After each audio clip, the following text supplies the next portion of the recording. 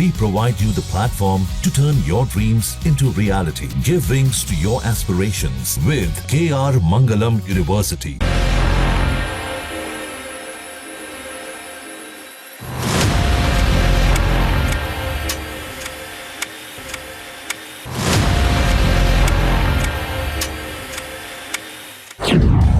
दिल्ली में बैठकों का दौर, पाकिस्तान में खौफ का शोर।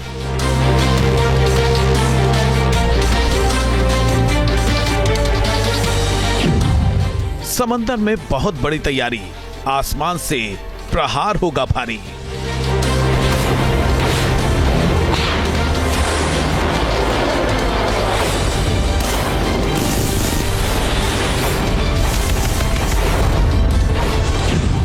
पहलगाम का हमला भारी पड़ेगा, पाकिस्तान अब मरेगा।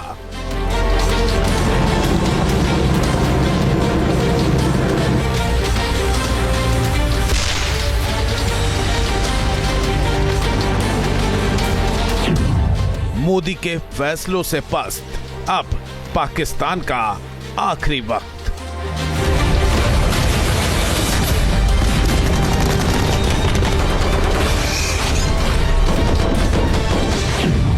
मिट्टी में मिलाओ, पीओके वापस लाओ।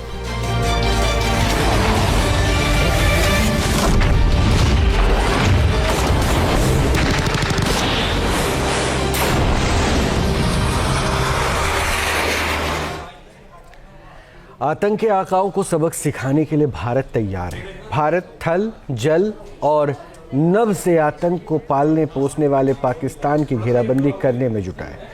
पीएम मोदी के एक के बाद एक फैसले से पाकिस्तान में घबराहट है और उसकी सरजमी पर बैठे आतंकियों की उल्टी गिनती शुरू हो गई है।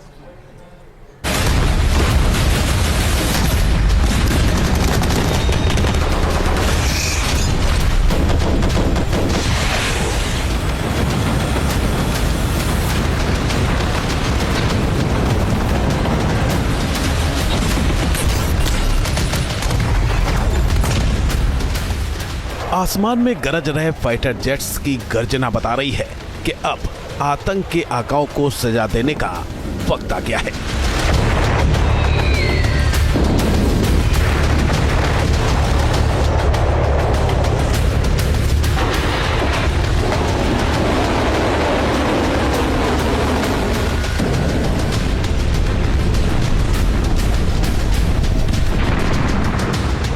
समंदर का सीना चीरते हुए आगे बढ़ रही नेवी की तेजी बता रही है कि अब आतंकियों के दिन गिनती के बचे हैं।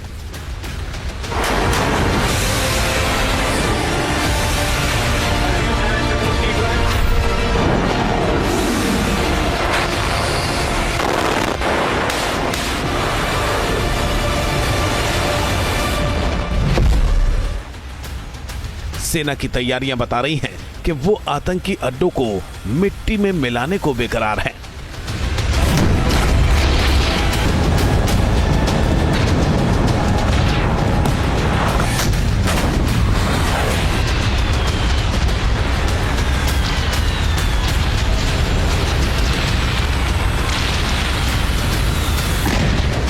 शीर्ष स्तर पर चल रहा बैठकों का दौर बता रहा है कि जल्द ही कुछ बड़ा होने वाला है। आतंकियों और आतंकियों के आका पाकिस्तान को सबक सिखाने का वक्त करीब आ गया है।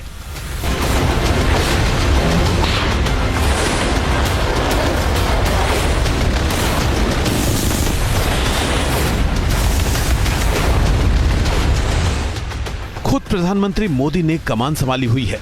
उन्होंने रविवार को करीब आधे घंटे तक air chief marshal Amarpreet Singh के साथ मीटिंग की।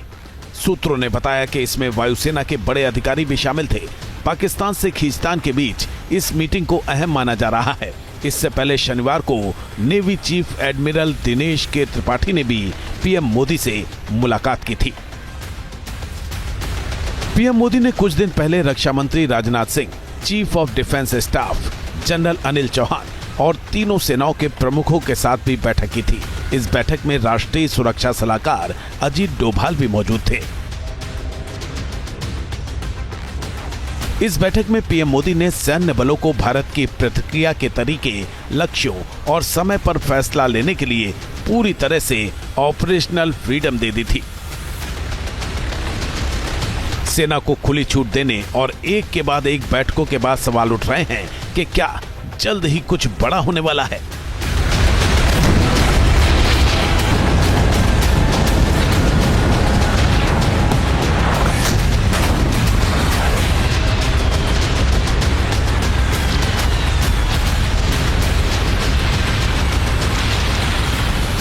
तो एक प्राइम मिनिस्टर की चीफ्स के साथ मुलाकात का यह मतलब है कि उन्होंने जब पहली मुलाकात हुई थी तो उन्होंने कहा था कि आप एक प्लान बनाइए एंड गवर्नमेंट और पूरे इंडिया के लोग आपके साथ हैं, आप एक्शन का हमारे को प्लान दीजिए। तो ये जो मुलाकात हुई हैं आर्मी चीफ के साथ, एयर चीफ और नेवल चीफ के साथ, इसका यही है कि प्राइम मिनिस्टर ने ब्रीफिंग ली है कि क्या प्लान बने गए हैं, कैसे इंप्लीमेंट किए जाएंगे, और उसको प्राइम मिनिस्टर ने अप्रूवल देने के लिए उनको समझने के लिए था।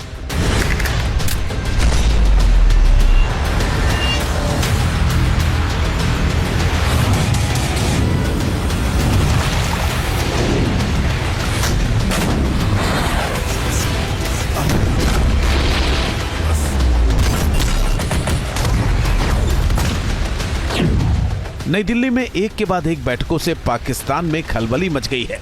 भारत के संभावित एक्शन के डर से पाकिस्तान के हुक्मरान, उसकी सेना और अवाम की रातों की नींद उड़ गई है। शीर्ष स्तर पर हो रही तैयारियों ने पाकिस्तान की घबराहट पहले से ही बढ़ाई हुई है। इस बीच सेना के बेड़े में रूसी मूल की ईगला-एस मिसाइलें शामिल की गई हैं। कंधे पर रखकर वार करने वाली ये मिसाइल दुश्मन को नेस्तनाबूद कर देगी। इसके अलावा करीब 90 और मिसाइल खरीदने की तैयारी चल रही है। ईगला-एस एक कम दूरी की वायु सुरक्षा मिसाइल है। ये मिसाइल इंफ्रारेड सीकर पर आधारित है, यानी ये दुश्मन के एयरक्राफ्ट के इंजन की गर्मी को ट्रैक करके निशाना बनाती है, जिससे इसे रडार से पकड़ना मुश्किल होता है। ये 6 किलोमीटर दूर तक किसी लक्ष्य को मार गिरा सकती है। मिसाइल लगभग 3.5 किलोमीटर तक की ऊंचाई पर उड़ रहे टारगेट को निशाना बना सकती है।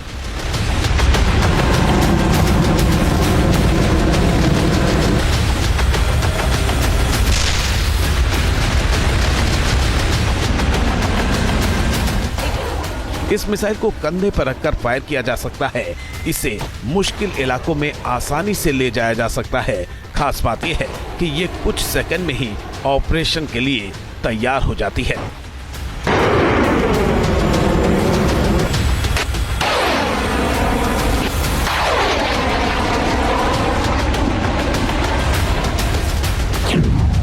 ईगला-एस में प्रॉक्सिमिटी फ्यूज होता है, जो टारगेट से सीधे न टकराने पर भी उसे निष्क्रिय करने में सक्षम होता है। ये प्रणाली खासकर छोटे विमानों, ड्रोन और यूएवी से निपटने में बेहद असरदार मानी जाती है। ईगला-एस मिसाइलें 1990 के दशक से ही इस्तेमाल की जा रही हैं। इसके रखरखाव और तैनाती की लागत काफी कम है और ये कई युद्धों में अपनी उपयोगिता साबित कर चुकी है। पाकिस्तान के साथ किसी भी संघर्ष की स्थिति में ये मिसाइलें गेम चेंजर साबित हो सकती हैं। इंडियन आर्मी को ईगला एयर डिफेंस मिसाइल सिस्टम अभी रिसेंटली मिला है। एयर डिफेंस क्या होता है? एयर डिफेंस वो होता है सिस्टम जो कि आप एरियल टारगेट्स जो आते हैं, एरियल अटैकर, जैसे कि हवाई जहाज आए या ड्रोन्स आए, आप इनको डिस्ट्रॉय कर सकते हो। ईगला जो है एक लाइट वेट मैन पोर्टेबल, यानी कि एक आदमी उसको कंधे के ऊपर रख के फायर कर सकता है। इसकी रेंज तकरीबन 5 किलोमीटर है और ऑल्टीट्यूड तकरीबन ये 3,500 मीटर ऑल्टीट्यूड, यानी कि करीबन 12,000 फीट की हाइट के ऊपर बड़े आसानी से ऑपरेट कर सकता है।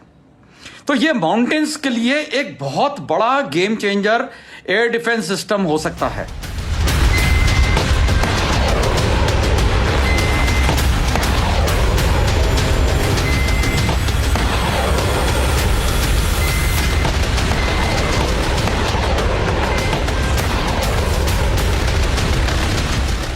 करीब 260 करोड़ रुपए की इग्ला एस की खरीद आपातकालीन खरीद नीति के तहत की गई है। इसी नीति के तहत सेना ने short range air defence system के लिए उपकरणों की खरीद की प्रक्रिया भी शुरू कर दी है।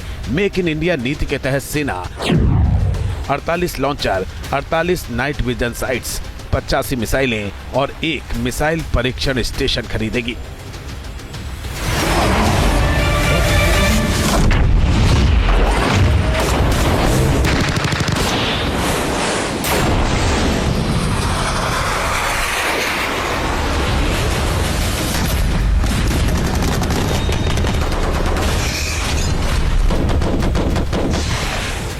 तैयारियां बता रही हैं कि भारत न केवल आतंकी हमलों पर एक्शन लेगा, बल्कि किसी भी संभावित हमले का भी मुंह तोड़ जवाब देगा। पहलगाम में आतंकी हमले के बाद देश का डिफेंस इंफ्रास्ट्रक्चर वॉर मोड में आ गया है। इस बीच रक्षा अनुसंधान और विकास संगठन यानी DRDO ने मध्य प्रदेश के श्योपुर में स्ट्रेटोस्फेरिक एयरशिप प्लेटफॉर्म का पहला सफल फ्लाइट ट्रायल किया। उड़ान के दौरान इसे लगभग 17 किलोमीटर की ऊंचाई तक ले जाया गया। लगभग 62 मिनट तक चली इस उड़ान के बाद सिस्टम को सुरक्षित रूप से रिकवर कर लिया गया और अब इसकी फाइनल जांच की जाएगी। हवा से भी हल्की ये प्रणाली सेना की पेट्रोलिंग, निगरानी और टोही क्षमताओं को बढ़ाएगी। 17 किलोमीटर की ऊंचाई यानी स्ट्रेटोस्फीयर में तैनात ये एयरशिप बड़े इलाके पर नजर रख सकता है। इसकी खासियत ये है कि ये लंबे समय तक एक ही स्थान पर स्थिर रह सकता है और लगातार रियल टाइम डेटा भेज सकता है। ऐसा एयरशिप सुरक्षा बलों के लिए आंख और कान बन सकता है। स्ट्रेटोस्फीयर क्या है? अगर आप देखें तो अर्थ का जो एटमॉस्फेयर है ये अलग अलग लेयर्स के अंदर होता है। सबसे नीचे होता है ट्रोपोस्फीयर, उसके बाद है स्ट्रेटोस्फीयर, उसके बाद है मेसोस्फीयर और इस टाइप के अलग अलग लेयर्स होती हैं। जो स्ट्रेटोस्फीयर है ये तकरीबन 10 किलोमीटर से लेके 50 किलोमीटर के हाइट के पर इसको कहते हैं। अब इसका फायदा क्या है? पहले बात तो 10 किलोमीटर की कोई भी मिसाइल एयर डिफेंस टाइप की या हथियार कारगर आप या एयरक्राफ्ट भी इतने हाइट के पर नहीं उड़ते हैं। तो आपने जो सिस्टम लगाए हैं, जैसे DRDO ने एक सर्वेलेंस सिस्टम इसके ऊपर माउंट हो सकता है और ये एक जगह स्टैटिक रह के आपको बहुत करंट इंफॉर्मेशन और टाइमली इंफॉर्मेशन दे सकता है।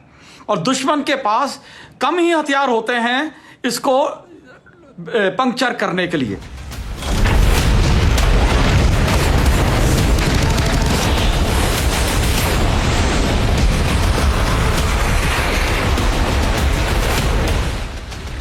इस बीच भारतीय नौसेना अरब सागर में लगातार अपनी तैयारियों को परख रही है। शनिवार से नेवी ने लाइव फायरिंग ड्रिल भी शुरू कर दी है जो 7 मई तक चलेगी।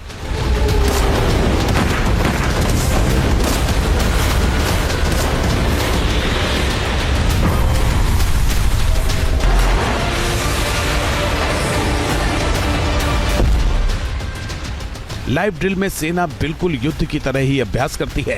इसमें पूरा युद्ध जैसा ही माहौल बनाया जाता है और आमतौर पर हथियारों के टेस्ट और युद्ध की तैयारियों के लिए ही ये एक्सरसाइज की जाती है।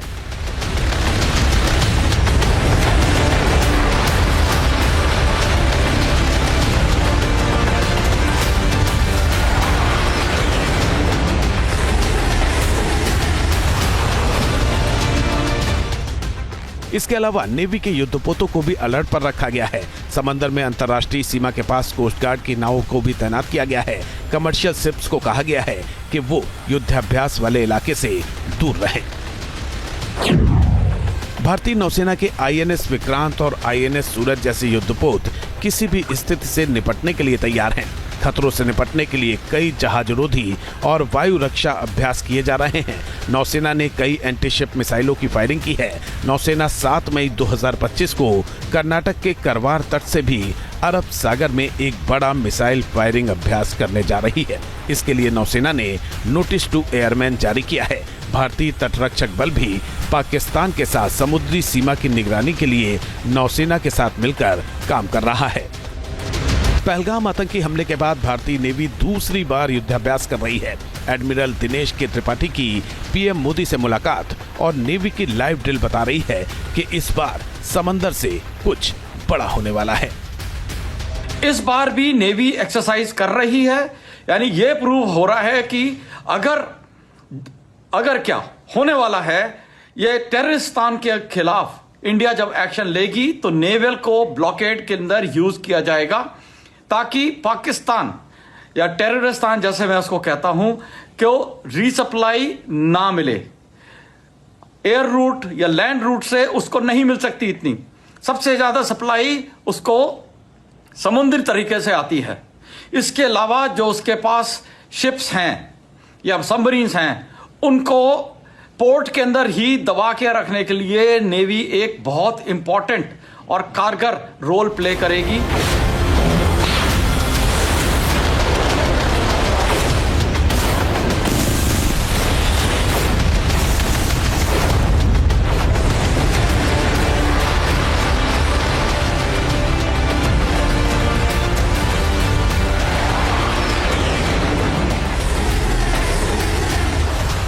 दरअसल सरकार की आतंकवाद से सख्ती से निपटने की नीति और पीएम मोदी से मिले इशारे के बाद सेना अपनी तैयारियों को पुख्ता करने में जुटी है। वायुसेना लगातार युद्धाभ्यास कर रही है। राफेल, सुखोई 30 MKI, मिराज 2000 जैसे लड़ाकू विमान आसमान में उड़ान भर रहे हैं। मिग 29 और जगुआर जैसे फाइटर जेट्स भी अभ्यास में शामिल हो रहे हैं। LOC पर थल सेना के जवान भी मुस्तैद हैं। थल सेना के लिए वायु रक्षा मिसाइलों की खरीद की गई है। कुछ और अहम उपकरणों की खरीद की तैयारी है।